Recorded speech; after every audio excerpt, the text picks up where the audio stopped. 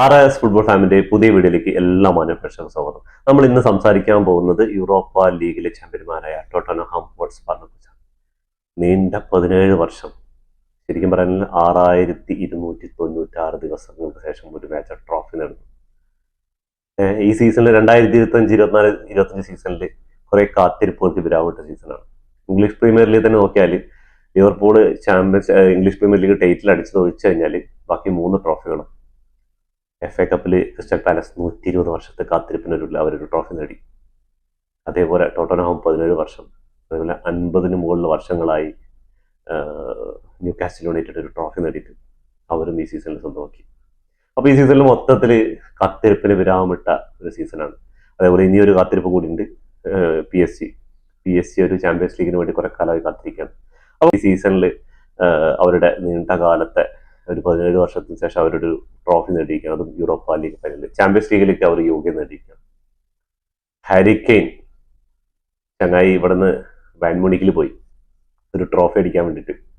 ഈ സീസണിൽ ആശാനും ആ ഒരു കാത്തിരിപ്പിന് വിരാമിട്ട് ബുണ്ടസ് ലീഗ ട്രോഫി സ്വന്തമാക്കി. മേജർ ട്രോഫി, ആളുടെ കരിയറിൽ തന്നെ മേജർ ട്രോഫി ആയിരുന്നു. അപ്പോൾ എല്ലാവർക്കും ഒരു സംശയമായിരുന്നു, ഈ ചങ്ങായി ഹാരി കെയ്ൻ പോയത് കൊണ്ടാണ് ആൾക്ക് അവിടെ നിന്ന് കിട്ടി. അപ്പോൾ ടോട്ടൻഹാമിന്റെ ആണ് പ്രശ്നം എന്ന് വിചാരിച്ചു. പക്ഷെ ടോട്ടൻഹാമും അതേ ഇയറിൽ സ്വന്തമാക്കിയ ഒരു ട്രോഫി. ഇതിന്റെ ഇടയിൽ വേറൊരു കാത്തിരിപ്പ് കൂടിയുണ്ട്. സണ്ണിന്റെ കരിയറിലെ മേജർ കിരീടമാണ്, ആദ്യത്തെ കിരീടമാണ് സ്വന്തമാക്കുന്നത്. ഈ ചങ്ങായി ബയൺ മ്യൂണിക്കിലേക്ക് പോയപ്പോൾ, ഹാരി കെയ്ൻ പോയപ്പോൾ സണ്ണ് ഇവിടെ തന്നെ നിന്ന് ക്യാപ്റ്റൻ പാന്റ് മാന്തിയിട്ട് ചങ്ങായി ആ ട്രോഫി സ്വന്തമാക്കി.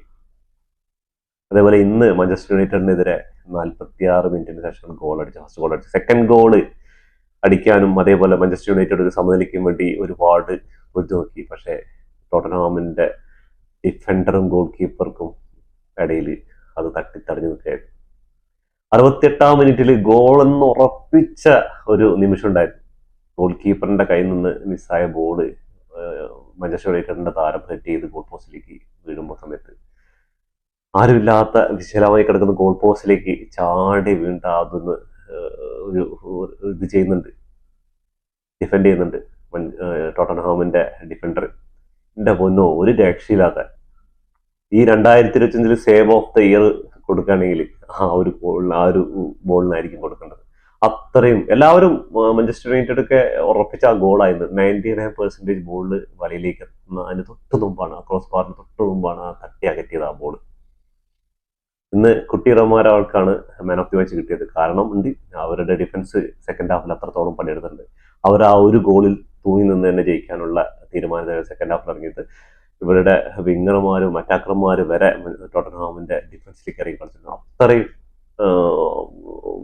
അതിസുന്ദരമായ കുറെ സേവുകൾ ഇവരുടെ ഗോൾ കീപ്പറിന്റെ ഭാഗത്ത് ടോട്ടൻഹാമിന്റെ. ഈ 68-ാം മിനിറ്റിൽ ആ ഗോൾ സേവിൽ തന്നെ ഇന്നത്തെ ദിവസം മാഞ്ചസ്റ്ററിന്റെ എല്ലാന്ന് മനസ്സിലാക്കിയിട്ടുണ്ടായിരുന്നു.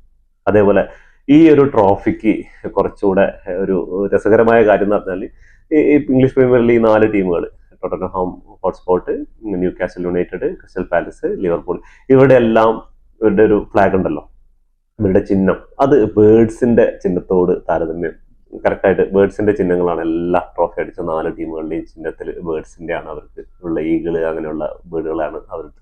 ഒരു രസകരമായ ഒരു കാര്യം കണ്ടപ്പോൾ ഒരു സമയം തോന്നി പറഞ്ഞതാണ്. കളി തുടങ്ങി 42-ാം മിനിറ്റിൽ ടോട്ടൻഹാം മുന്നിലെത്താണ് ജോൺസണിലൂടെ. അത് ഹാരി മഗ്വയന് ആ ബോളൊന്ന് സേവ് ചെയ്യണ്ടായിരുന്നു. ആളുടെ ആ ഒരു ഗ്യാപ്പിലൂടെ വന്ന ബോളാണ് ചങ്ങായി ഗോളാക്കി മാറ്റിയത്. അതിനുശേഷം 68-ാം മിനിറ്റിൽ ടോട്ടൻഹാമിന് ഒരു സേവ് ഉണ്ടായിരുന്നു പറഞ്ഞില്ല, നമ്മുടെ വാൻഡി ഫാൻ്റെ ആ സേവ് ആയിരുന്നു ഇന്നത്തെ മാഞ്ചസ്റ്റർ യുണൈറ്റഡിന്റെ പരാജയം.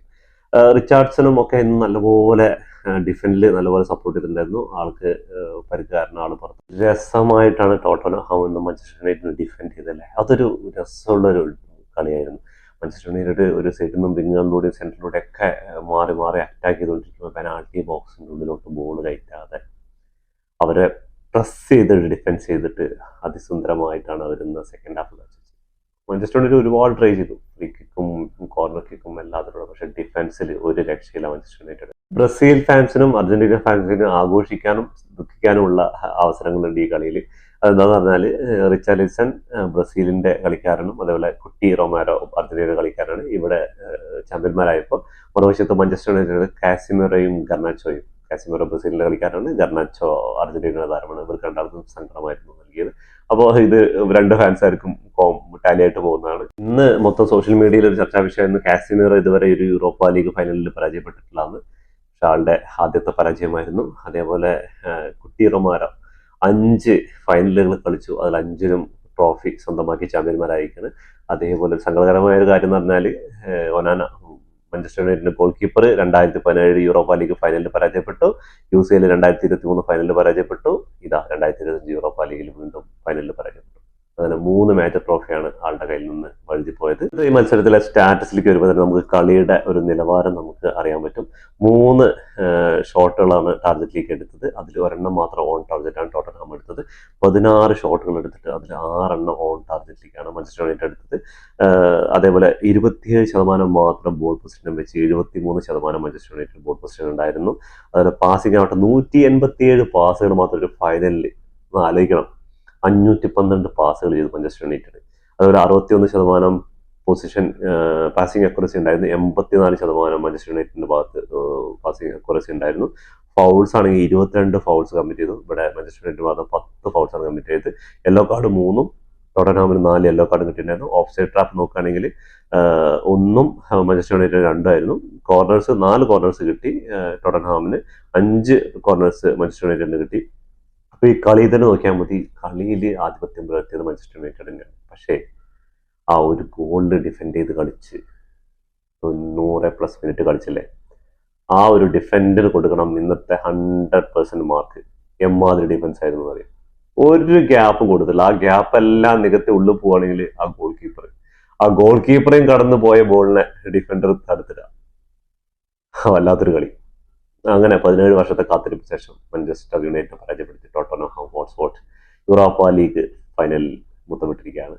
അതേപോലെ തന്നെ അടുത്ത കൊല്ലത്തിലുള്ള ചാമ്പ്യൻസ് ലീഗിലേക്ക് യോഗ്യത കൂടി നേടി.